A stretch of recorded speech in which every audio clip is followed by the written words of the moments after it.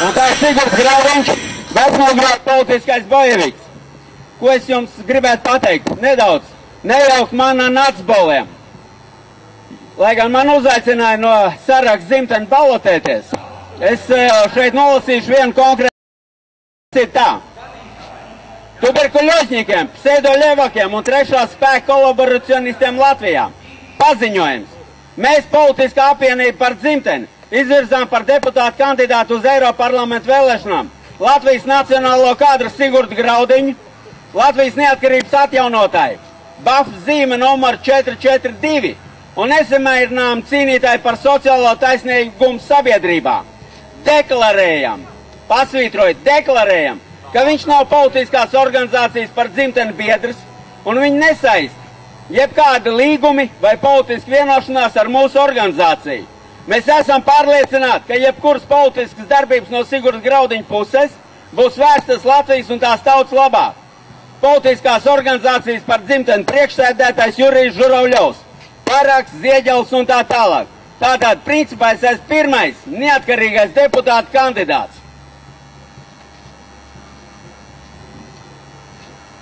Tagad nedaudz tāda analīze. Kāpēc mēs esam tur, kur mēs esam? Tas, ka lielvaras mūs ir šķēlušas, mūsu laika griežos starp dzirnakmeņiem ir likts un tā tālāk. Bet bez konkrēta vēsturiska ekskursa mums nekas nesanāks. Es tā ļoti ātri un tā konsekventi, lai jūs saprastu, domu gājienu. Neņemam Franču revolūciju un tā tālāk. 1905. gads Latvijā ir kaut kur nemieri, kur rezultātā šeit parādās cara Soķņa, pasaka konkrēti kazaki un izrēķinās ar dumpiniekiem. Atcerieties šo vārdu kazaki. Tālāk. Pirmais pasaules karš. Latviešu strēlnieks iemet Krievijā. Un Krievijā Ļeņins viņiem apsola brīvu neatkarīgu Latviju. Un latviešu strēlnieki palīdz Ļeņinam šo revolūciju nosargāt. Revolūciju, kur principā ir uztaisījuši no ASV iefiltrētie žīdu revolucionāri. Jurij Linna, viņam cieņa par to, ka viņš visu šo te apkopojas konkrētā grāmatā zem skorpiona zīmes, jo ļoti daudz to nezinu. Grāmatnīcā šo te grāmatu pirka desmitiem, bet ne jau krievu un ne jau latviešu. Uzminiet no 3 reizēm, kas to pirka, lai vienkārši iznīcinātu, lai tauta nezinātu informāciju. Izrādās, ka Ļeņins austrumu frontē ir turējis neziņā latviešu strēlnieks līdz 1922. gadam, un tikai tad viņi atgriezās dzimtenē. Ko darīja latviešu strēlnieki? Donas pusē, tur, kur bija kazaki. Saku konkrēti, griez ārā ciemiem, jo viņi atcerējās 1905. gada kazaku nežēlību šeit Latvijā. Ejot laikam tālāk. Otrā kara priekšvēsture. Molotov-Ribbentrop pakts mūs atkal pakļāva sarkanam mērim. Nākamais sekoja baigais gads, ir tāda grāmata, dokumentāla. Vai latvieši to ir aizmirsuši? Ja pirmā divīzija tika formēta brīvprātīgi, tad nākamā jau piespiedu kārtā. 45. gads. Pēc tam sekoja vēl pāris deportācijas. Ja lietuviešiem bija 2 deportācijas, tad igauņiem 1, latviešiem 3 deportācijas. Bet neviens šīs te PSRS deportācijas nevar salīdzināt ar to, ko pat labāk dara mūsu noziedzīgā kliķe. Viņi iznīcina mūsu valstiskumu. Kas ir valstiskums?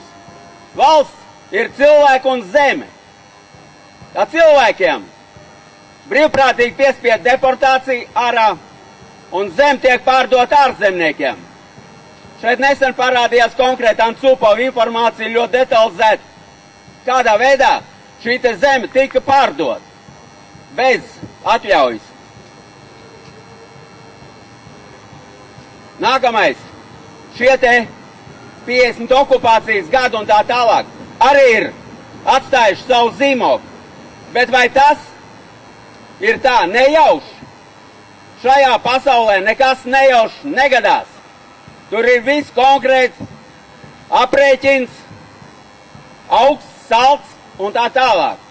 Un viss šīs te ideoloģijas pamatā, kas ir visbriesmīgākā no visām ideoloģijām, ir konkrēts sionisms, kur atvasinājums ir gan fašisms, gan komunisms, gan vispārējie ismi. Tā pavisam konkrēti. Vēlreiz atkārtoju. Jurij Linas grāmatas zem skorpiona zīmes. Tātad, 1990. gadā par atdalīšanos no PSRS nobalsoja 70% balstiesīgie iedzīvotāji. Konkrēti es runāju par Vecmilgrāvu. Un Vecmilgrāvī bija tikai 12% latviešu. Tad ir jautājums, kāpēc no tiem 58% Krievu pēc tam tika taisīti par tautas ienaidniekiem? Kāpēc? Tas tik mākslīgi, mēs mākslīgi tikām šķelti kārtējo reizi. Jo tuberkuļoznieki viņus ir uzmetuši 3 reizes. Nu, ko jūs gribiet? Ko? Bet es zinu vienu, jo 90. gadā es pateicu, ja mēs nebūsim kopā ar krieviem, mums ir vāks. Un joprojām es palieku pie šādas te pašas atziņas.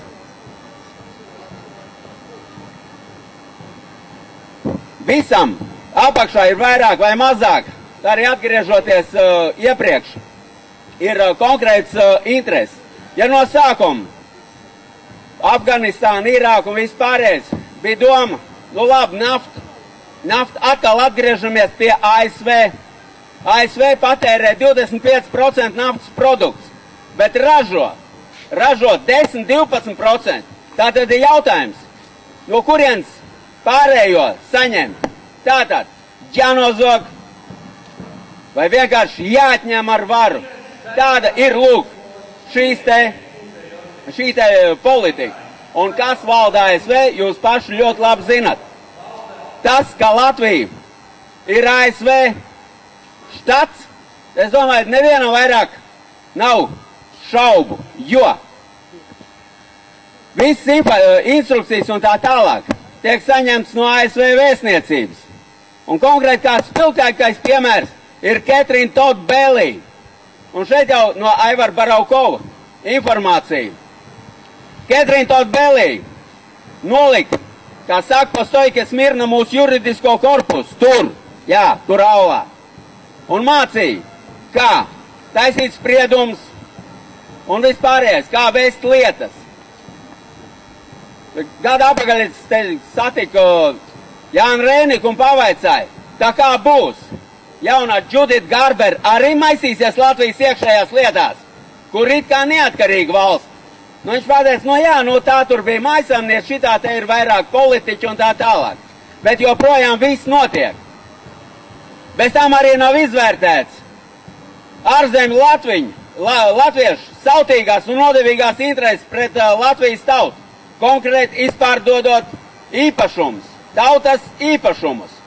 Jo šis te privatizācijas process bija nevis privatizācijas process, bet prihvatizācijas process.